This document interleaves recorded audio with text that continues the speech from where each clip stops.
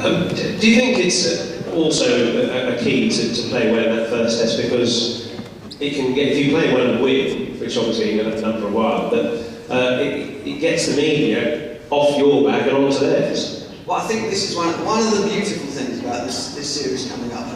It's really, really close to call. I'm not going to be as bullish as Lanny and say, you know, that we're definitely going to win this series, because I noticed he said more than once. He said on paper, you know, England are a better side. Right? If you line up the players man for man and what you think that the squads are going to be, then Australia probably just shade it in terms of their stats, which, you know, is something that you shouldn't always go on, but they do tell a reasonably decent tale.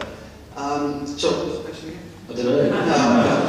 Well, I'm getting the media off your back. I'll get the media off your back, sorry. But the beauty of the series at the moment is that the Australian media are absolutely all over their own team at the moment. They're looking for conspiracy theories. I think Michael Clarke has lost the dressing room. Michael Clarke, for anybody who doesn't know, is the vice captain. He's taking care of the Australian team, which are losing every game that they play at the moment in the absence of Ricky Ponting. They last won a game here in June against Pakistan. That's the last time Australia won. Who knows if they won that one fair and square.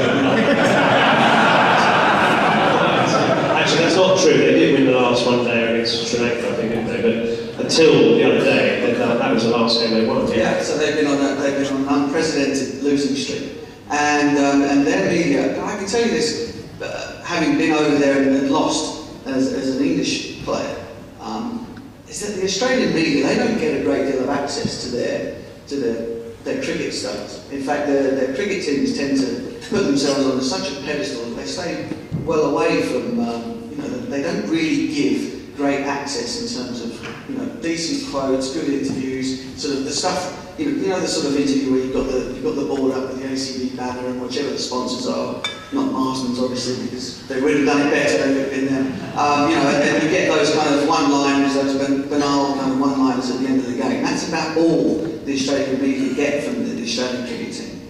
And so they've been dying almost for 20 years to wait for them to fall on their asses and start to play badly so they can get really stuck into them. And at the moment, they are having a ball. They don't even know that England have arrived because they're having so much fun and tearing the arse out of their own team at the moment. So that's something that we're already one up on before we've